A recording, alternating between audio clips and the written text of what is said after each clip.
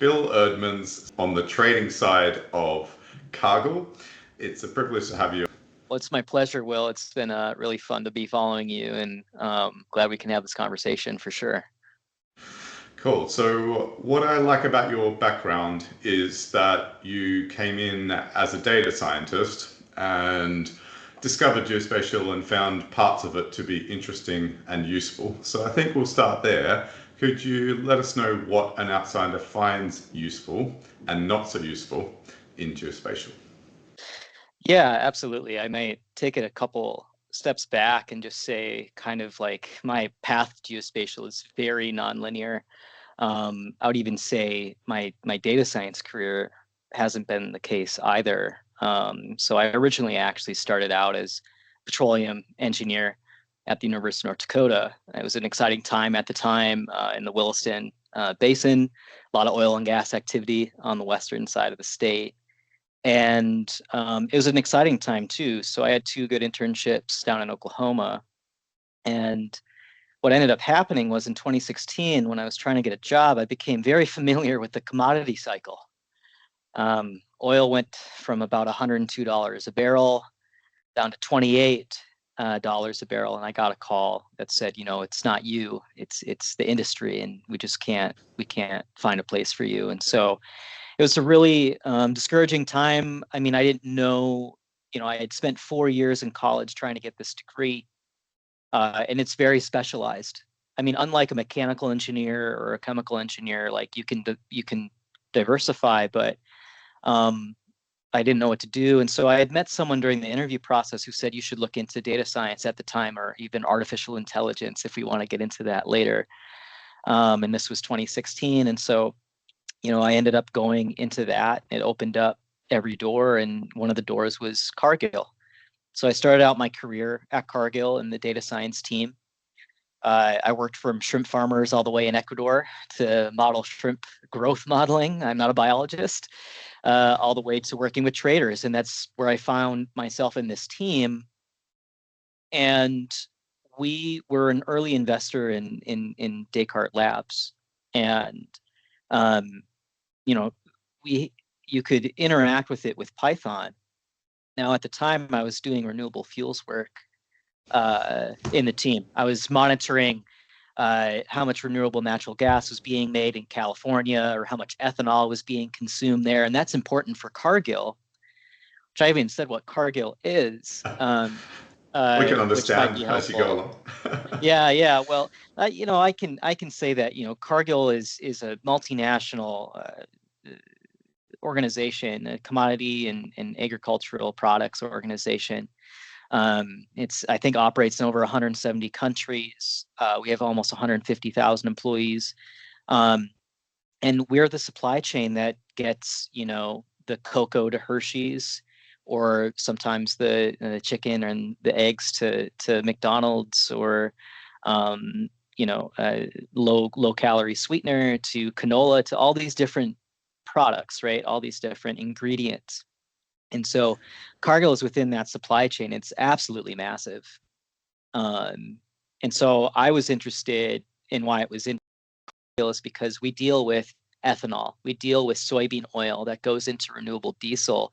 So we are playing in the climate economy, if you will, or in the renewable fuels economy. And so I was dabbling, or not dabbling, it was my job to be an analyst for the renewable fuels in California, because California leads the country typically in policy with that.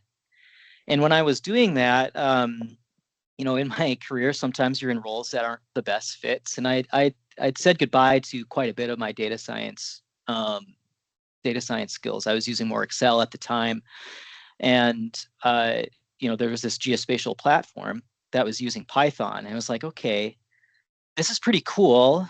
I've heard of raster imagery or satellite imagery before. Um, so how can I combine these two? How can I have an opportunity to leverage this platform that seems so cool? Which I think a lot of people get into satellite imagery because it's so cool, or interesting, or they find it fascinating. So what I ended up doing was a big black box for us, a big question mark. was renewable natural gas from dairy farms in California. So what you can do is you have these big manure ponds full of refuse that release methane into the atmosphere. And what they're doing is they're putting essentially a plastic covering over it and capturing that renewable natural gas, refining it, and selling it as a transportation fuel. And then you get credits from that from the from the low carbon fuel standard in California. And so that was a big question mark for us. And I was like, hey, could I find all the dairies in California with remote sensing, right? Because I'm coming back from my machine learning and data science days. And I was like, okay, let's use computer vision to find across the San Joaquin Valley using NAPE imagery, or this very high-res imagery, find all of the dairies, right? And so I labeled a bunch of dairy farms and things like that. And I found all the dairies. I applied the model with this platform across the entire San Joaquin Valley in California and found all the dairies, which was really fascinating. But then what do you do with that? You can't make money from it. So actually, once I found those dairies, I made another model that found the manure pond. And then it was a pixel-based classification, or it found the actual dimensions of the manure pond, which I found was correlated with the amount of methane emissions coming off of it. And so I was able to create, with this platform and remote sensing, kind of a heat map of the most interesting dairies in California that were near also natural gas pipelines.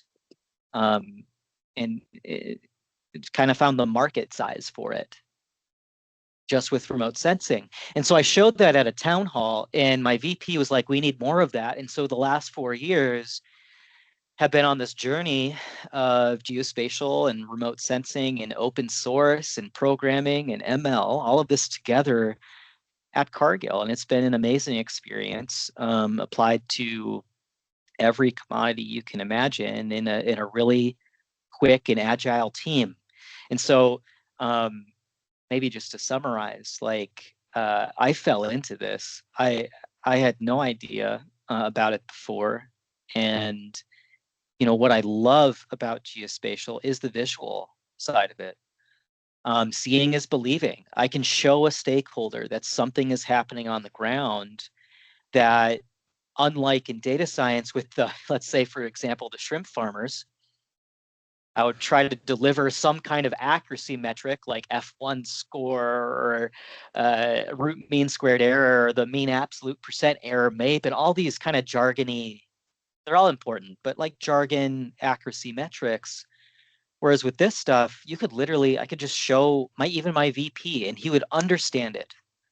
Because guess what? Either the model's doing well at predicting whether that is a manure pond or not. And there's so much power in that. And that's what I love about remote sensing and geospatial as a data scientist, is because the buy-in and the creation of valuable narratives, because at the end of the day, we're all just trying to create, I mean, in my case, a narrative to make money, a true narrative to make money. You don't want a false narrative.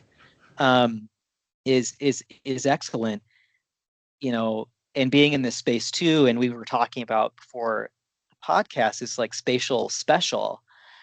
And I think to an extent it is, but is it special enough that some kind of outsider couldn't be able to leverage it in a new way to create insights really quickly? It's not the case. So in terms of when I hear it's too hard, or like that's the barrier, I'm pretty suspect of people saying that. I feel like, and by no means am I trying to trivialize how difficult it is. I mean, projections are a thing. Images being in different, Sentinel-1 scenes in LiDAR or whatever, and radar coming in from different azimuths and things like that. I am not trying to trivialize the complexity of the science. But what I'm trying to say is I think it is special, but I also think it is just another tool. And, once we use it more, I really do believe that there is a vacuum for this to be used at Yeah. scale. Yeah. Yeah, I mean, I just love that story. And in a way, I couldn't help but notice there was still a relationship between what you originally studied to be a petroleum engineer, which would have involved, gas and transmission lines and Oh, handling hydrocarbon-based gas. But in the end, your route into, or part of the route into geospatial and remote sensing, was to do with another kind of gas that's still used as fuel. Uh, very true. I can't get away from energy, I guess, is kind of the thing. As a brief side tangent, if I Go may, for it. I have a twin brother, and we were roommates at college, and his dream company was to work. He was a chemical engineer, was to work for Cargill, and my dream company was to work for Hess, is where he works, and so he works at Hess and I work at Cargill. So it's just poetic, and it rhymes in so many ways. Yeah. Uh, there are always these stories about twins, so Yes. Yeah. very good. Absolutely. Okay, so from what I can understand, you with formal training as a petroleum engineer, and I suppose you would have had to handle all sorts of exams, assignments to do Mm, with complex mathematical modeling, algorithms. I mean, this reminds me of my time in the Bergen oil field in Kuwait, where a friend mm, of mine who was a mathematician at Bath University was working for a contractor for the Kuwait Oil Company. He was an integrated asset modeler, which was basically responsible for characterizing the subsurface entire shape, size, yep. quantity, Yep. concentration of the body of hydrocarbons under the desert. So this is to say that in studying what you studied and having that background that you have, it was incredibly quantitative. It was all sorts of STEM, and it Very. sounds like with that theoretical foundation and way of problem solving and thinking, you were able to pick up some useful analytical methods using geospatial tools and software and algorithms. To do what I think very few people would have even thought of or heard of, characterizing the market size of dairy cow methane as a fuel source. Yeah. Yeah. I named the presentation "Fart as Fuel." So, Farts as fuel. Yeah. Uh, but I think, my background, there wasn't a ton of programming. I mean, even Excel was fairly limited. I mean, it was a lot of paper.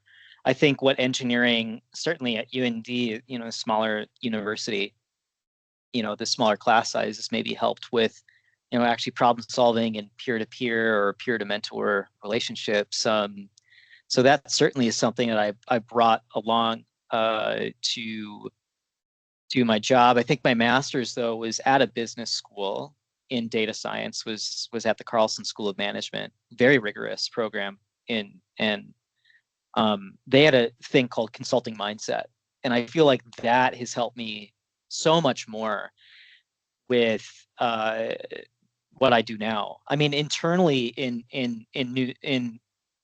Cargill, I mean, I where I sit, my customers are the traders.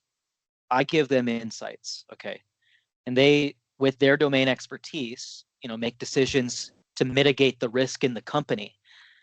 Just to dial back a little bit, take a couple steps back, is like, so Cargill is this supply chain company. If you buy corn expensively and you make ethanol cheaply, you're going to lose money, right? And so at the end of the day, traders' main focus uh, is to mitigate risk. Unlike a hedge fund, unlike a Citadel or Millennium or some of these other places that are, buying and trading corn, they don't have physical assets. They don't have the elevator down the street from the farm. They don't have the port or the berths down in New Orleans, for example, whereas Cargill does. So the first job of a trader is to mitigate risk. The second job is to, make make trades with the information they have, or speculative trading, as they say, on the edge that we have. And so I'm within both of those spheres. I help them make better hedging and or risk management decisions along with better speculative decisions. And so, I'm trying to remember where my thought was going with that. But I just wanted to say this is so exciting. I mean, like when I first found out about spatial finance, yeah. this was when I was a senior geospecialist at Arup in Bristol in 2021 to 2022. I was so excited because I was dead keen about, and I still am, about Mhm. investing and stock analysis. Mhm. And, I basically lived and breathed The this. geospatial index. Yes, exactly. So, and Yeah. because that whole other hobby or second job, when I finish the day job and go home and spend until midnight analyzing stocks, is what's powered this geospatial index. And what fascinated me and what I assumed spatial finance was about was how you've described it, to provide and maintain an edge for traders, and also importantly, as you said, to minimize the risk in the decisions that they make. But what I since found out is that there's all sorts of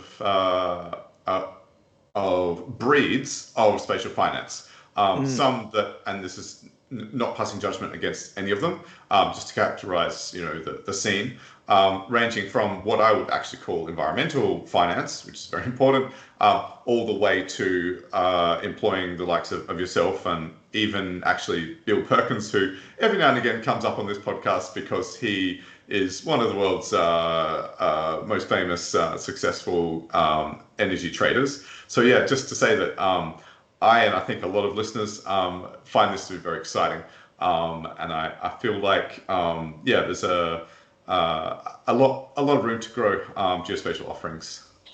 Yeah, absolutely. And so I think, Now that we know there's why, also cow farts yes, now as there's an cow extra farts, right? part of the market They to actually drive make more. geospatial intelligence.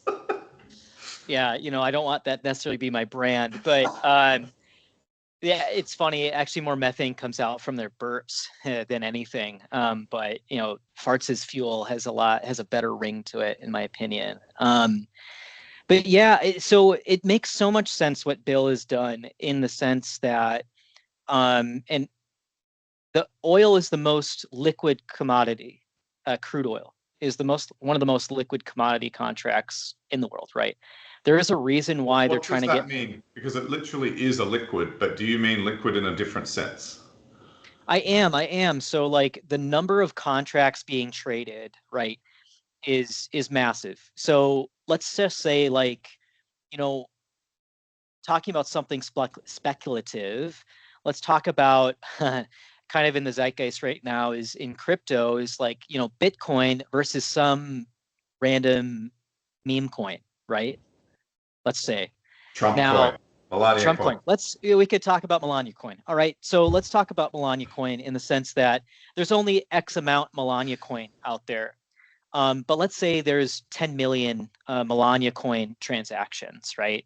I think that's even a lot. But like, let's say there's 10 million Melania coin transactions. Bitcoin probably has, you know, 500 million transactions.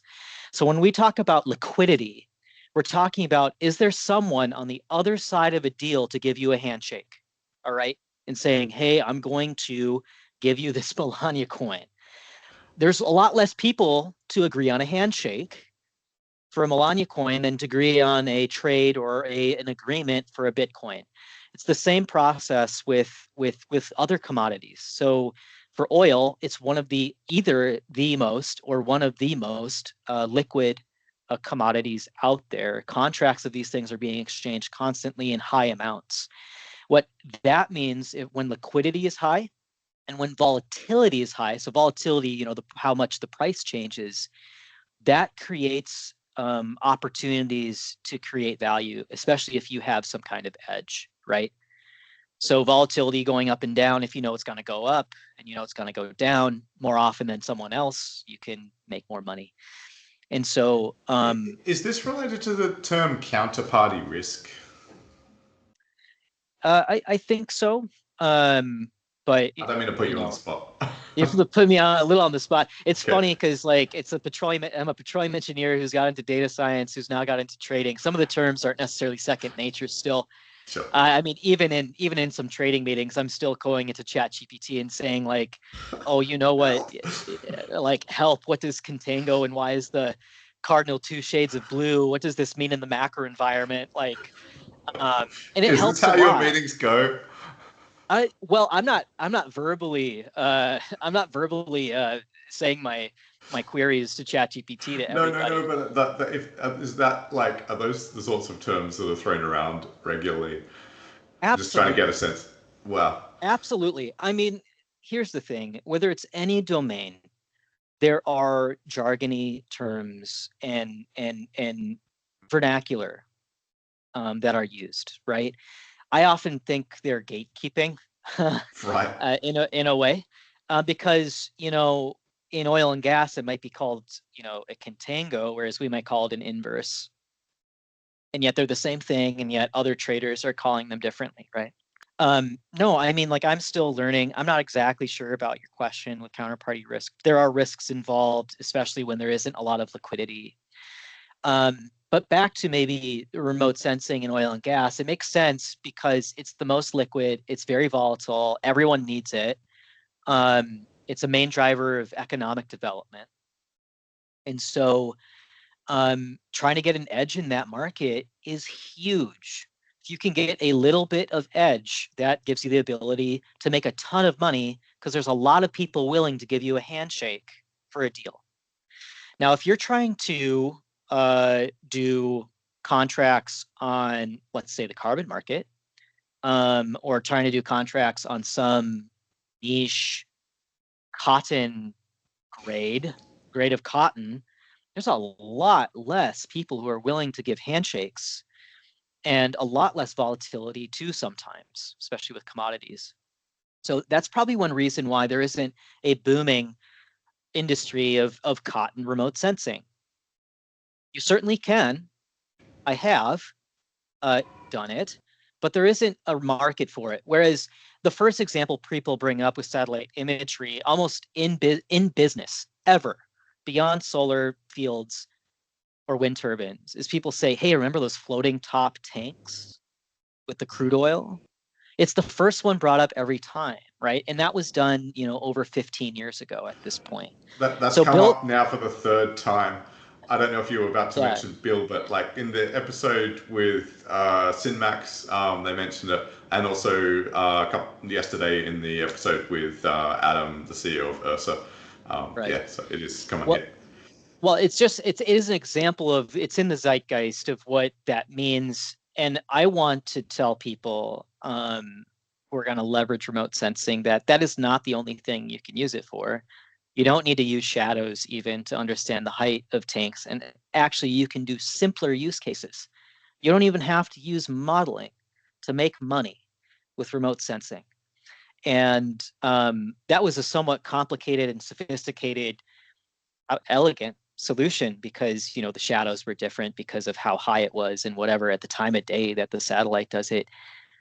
Let's be real. I mean, if you see coal outside of a Chinese power plant, a pile of it, and it's black from space.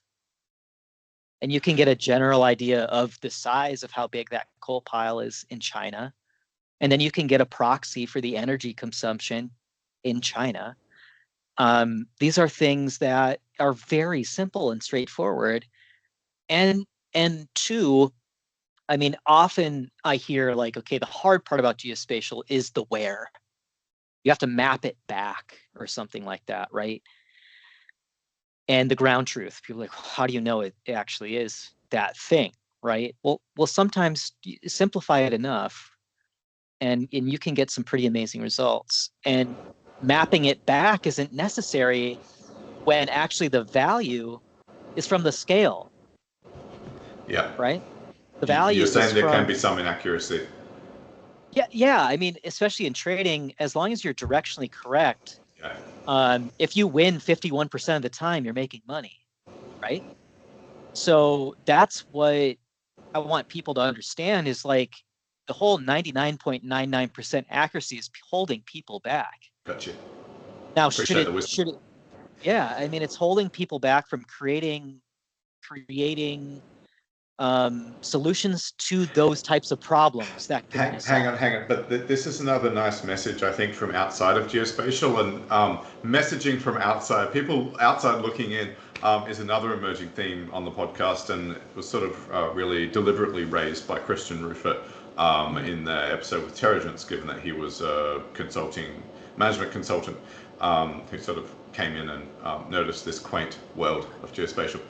Because there isn't, given that one of the subdisciplines of geospatial, or really a starting point for geospatial is surveying, there is a definite obsession with accuracy to the nth degree there. mm, But mm. you're saying that don't let perfect be the enemy of the good. Yeah, absolutely. And good can make money. Yeah, I think gotcha. case in point, and this is on your agenda to talk about, is precision ag, right? So with precision agriculture, I do believe in it. But I think what happens with the success of these companies is the companies get in their own way. You can see the soil. I was talking with Lanium Fieldy recently, a phenomenal conversation. I think you should have him on a pod. He certainly could take up a couple hours for you in a good way. Uh, I am trying to be the Joe Rogan of geospatial, so I love it. the I more love hours, it. the better. Absolutely. Yeah, it's hard to it's hard to take. It's hard to take because my behind maps is unabridged, right? It's long form conversations, but I digress. But you know, Lanny was able to show me, like, even with Sentinel-2, I mean, you can get these very detailed soil maps, these ideas of how to put seed in certain areas and certain concentrations with Sentinel-2 in a very simple way. And it can change how the farmer operates on the field. And yet we have companies creating massive platforms for farmers that they end up having to charge a certain subscription fee that a farmer does not want to spend, um, and kind of losing the value proposition for a farmer, and losing that along the way. And so kind of almost getting in their own way versus a very elegant solution. Something we say in the States, I'm sure it's everywhere, is KISS, KISS. I keep it simple, stupid. And that's for me, I'm the stupid, right? Um, but just keep it simple. It's the same thing with what I was saying with this trading stuff, is keep it simple, keep it in a way that you can solve problems, scalably and quickly, and Yeah, iterate on almost different running things. the opposite direction than our amazing technology invites us to run in. I think it would help if we had a definition of what precision agriculture is. Sure. So precision agriculture, in my opinion, there is the farm to even within farm level management of that land to create some outcome. So there are solutions for farmers to get carbon credits for management practices down to the meter level or the farm level. There are platforms that help with nitrogen. So, like fertilizer, where should I put it versus not? Also, where should I put seed versus not? So, all these kind of inputs, optimization, if you will. So, precision ag is kind of talking about a farm level management within farm level management down to the minutia of certain things. And it's quite often the most likely thing you'll see on LinkedIn is a precision ag post about, look with a heat map from green to red, showing vegetation is healthier here versus less healthy over here. There might be an illness here. Have buy a drone and put pesticides on this particular area, which costs even more money. So precision ag is the belief in trying to maximize outcomes by reducing cost, because you don't want to put, you know, let's say you don't want to put fertilizer the same concentration on every single foot of land. That's wasteful. It's not only wasteful, you're losing money. You had to pay for it as a farmer. So you're hopefully trying to, help the farmer not only increase their yields, but save on their costs. But that's what precision ag is this kind of farm management at the even meter level. Yep, gotcha. Yeah, that's what I have a few precision agriculture companies in the geospatial index. There's a couple of Japanese ones. Komatsu is one of them. Kubota's another. John Deere or Deere is another one. Mhm. And there's CH Industrial. Yeah, they're basically massive tractor manufacturers with a global footprint that, in the case of John Deere, have their own satellite constellation to assist in precise positioning of farm equipment to do that varied dosing of fertilizer based on the heat map you've described. And that's an excellent point to bring up with Deere. They're not only doing it with remote sensing though. Is the secret to their sauce is they also have that tractor that they sold the farmer collecting just very granular data. So it's a collaboration between the two technologies.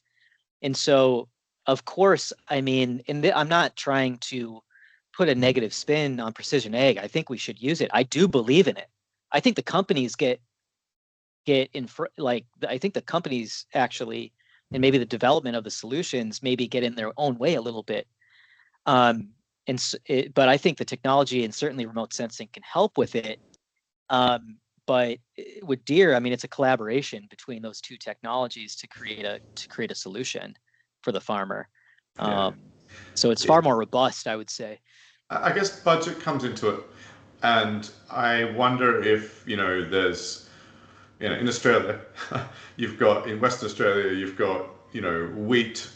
We call them stations in Australia. So there might be a station farming wheat, and the fields that they have, are in aggregate the size of Belgium or something. Yeah, yeah, And, the budget that kind of a farm or a station has to bring to bear is night and day compared to a small vineyard in the Adelaide Hills. I'm using Australian references here, where the budget might be $100,000 per year for all of the fertilizer, all of the right. equipment, the hard labor to get the vines pruned, versus 100 million to run the wheat farm. So is it that there's an untapped market for near enough is good enough precision agriculture, vaguely precision agriculture, but nobody's tapped the market because all of the solutions are overly technological, too precise, too perfect? That's a great question. I think, I think that, you can have a tech solution that's very elegant and very simple. And that if you're able to very quickly tell that narrative of value to a farmer and that you have past results, I think it's an easy sell. And at least for the scientists, right, who get into precision ag and um, even agriculture in general. I mean, Radiant Earth, for example, I know had some competitions with farming in Africa, for example. What a important mission to improve sustainability and also like the ability to create enough foodstuffs for people. Um, but like I maybe lost my train of thought here, but um, Well, I guess the it's your the the point that the, the problem, sorry, the problem has the problem has to fit the tool, or the tool has to fit the problem, right? You can create an elegant solution with the imagery that we have today that is simple and an easy sell. And perhaps maybe for that $100 million farm in Australia, they only need something that is simple and not so complex. Or maybe they actually do and can afford the more complex solution to optimize their operations. I guess the point being is like, you can have a sledgehammer and it will put the screw in the wall. It's not the right tool, right? So scientists, I mean, you'll have scientists coming out of institutions being like, this is where my point was, farming just makes sense. You can see these massive farms with remote sensing. It just makes sense. And you can see differences on the ground. It just makes sense. But when you get to the value prop, when you get to the business model, I think things break down a little bit, right? So with remote sensing, there are problems, right? Where remote sensing is the right tool for the job. And I think also the scale. I think that's where also it's the right tool for the job at a certain scale as well.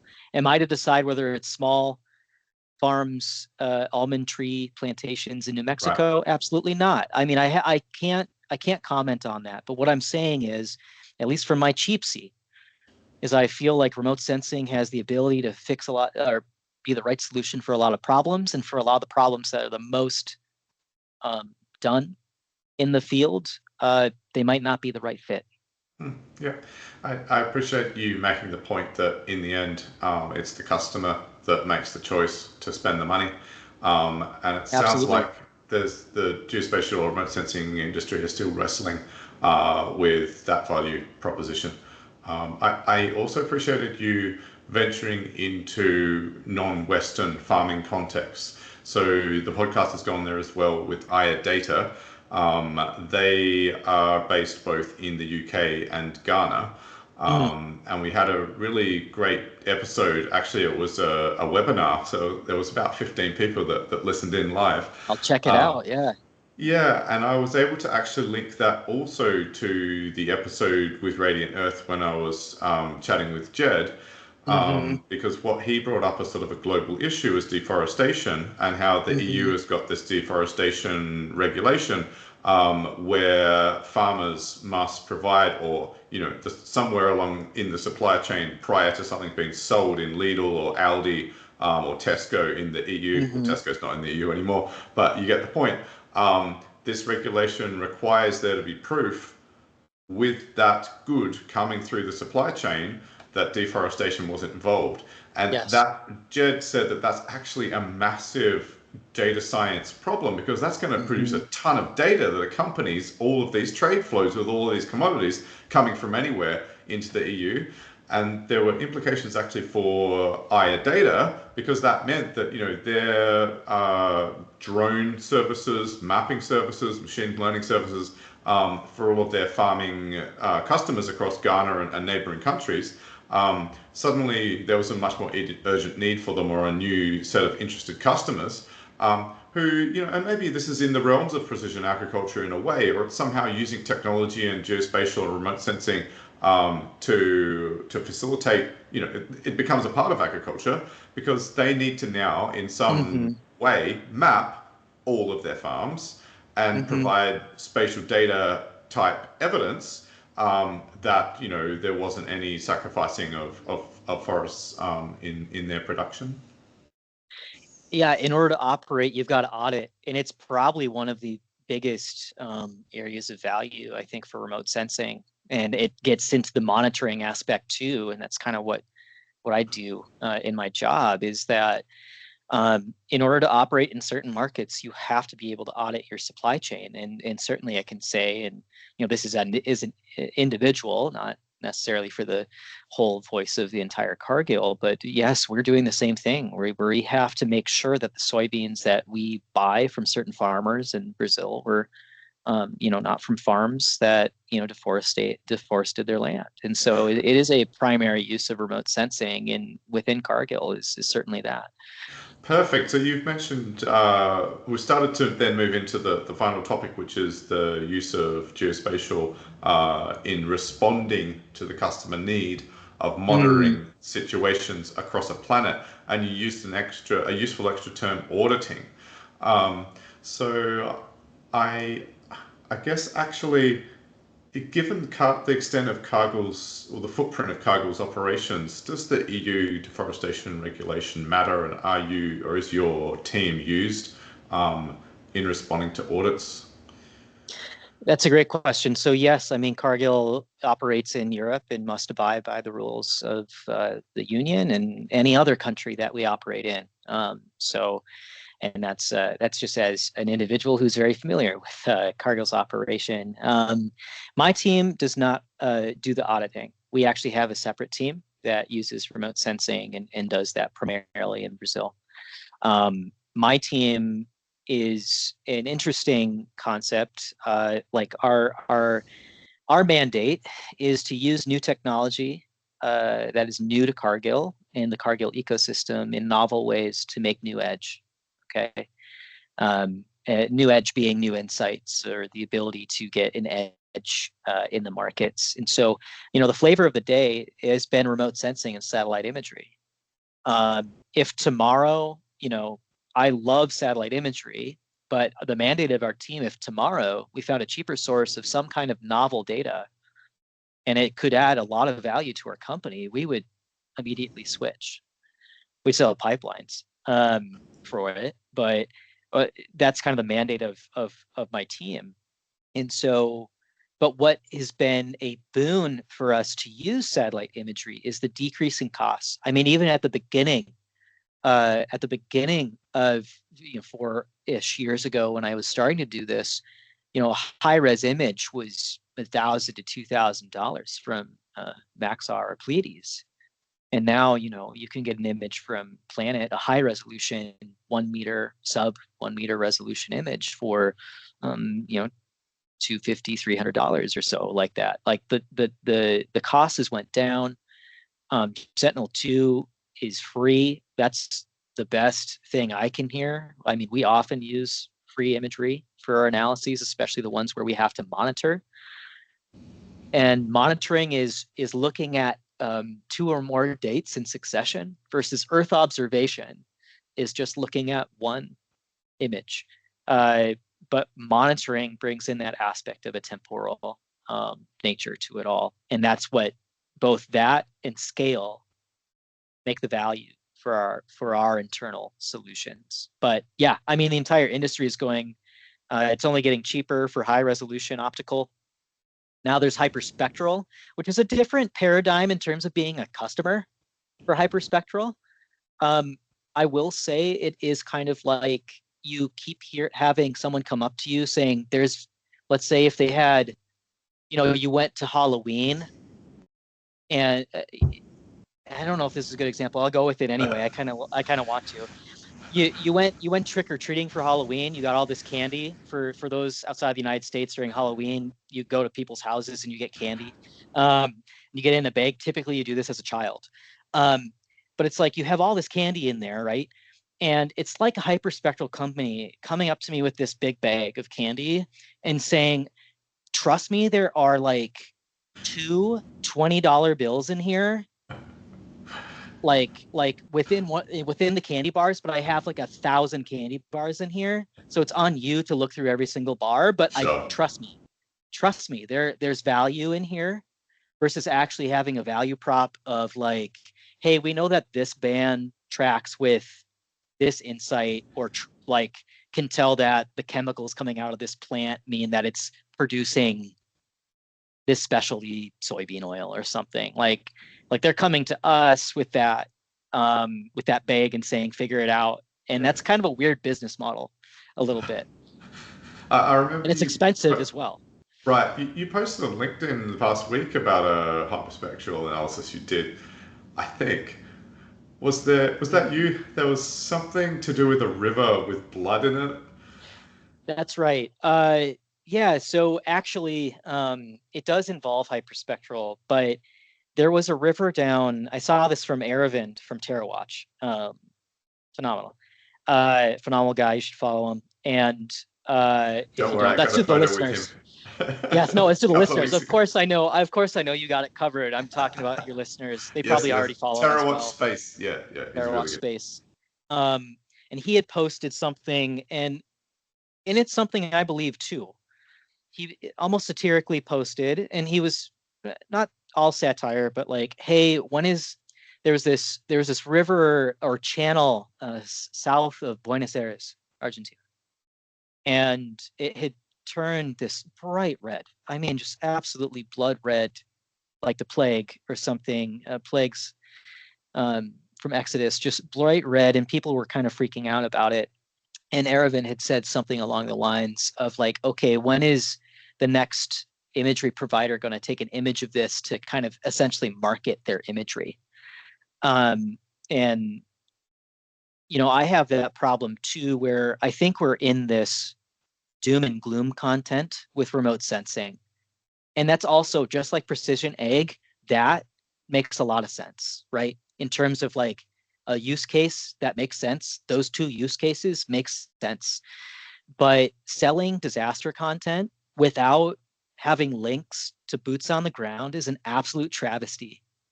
I I I feel very strongly about that. But see, someone in the comments, it was the CEO of a hyperspectral company, and I love him. He's a great guy. But said, "Hey, we're on it. Like we're gonna go task an image or something." Um, and it was like, so what I did was I'll just text Sentinel and see if they had an image, and they did. They already had an image there. Now, do I know what the properties of that river was and the contaminants in it? No. But I think that's a broader theme and I would like just to say again, like if you if you post disaster content, please, please, please, the providers out there, provide some kind of link for, the LA firefighters or people donating food or something like that. I mean, I remember back in the war, some provider showed immediately after the news broke of mass graves, they immediately showed a high-res image of the mass graves, and it was just like, hey, look how good our imagery is at capturing this. Right, and it's There almost was no remorse. gore. Right. It's disaster No, content, and no it recognition needs of the to, humanity. Yeah. no, it needs to, the bare minimum is have a link to some way help whatever that disaster is, in my opinion. Yeah, I completely agree. And that's been another theme across a few episodes of the need of all these commercial satellite operators to maybe adhere less to the letter and more to the spirit of the International Charter for Space and Major Disasters, Mm, such as an integrated platform for all signatories to that charter to provide the data in a quick and easily downloaded way. it's amazing space to play because of the visual aspect of it, but also that it provides some truth, and that's where, maybe as one of my, last points is like, I think a lot of people get into this loving the science and then trying to find a solution for that science to solve. And whereas, for me and how I've stumbled into it, but where I think a lot of value is made is where it's like, this is a tool that solves some really good problems. And in terms of auditing and due diligence and showing the truth of what's happening on the ground, there maybe is not a better technology, and the scale of it is what makes it powerful. So yeah.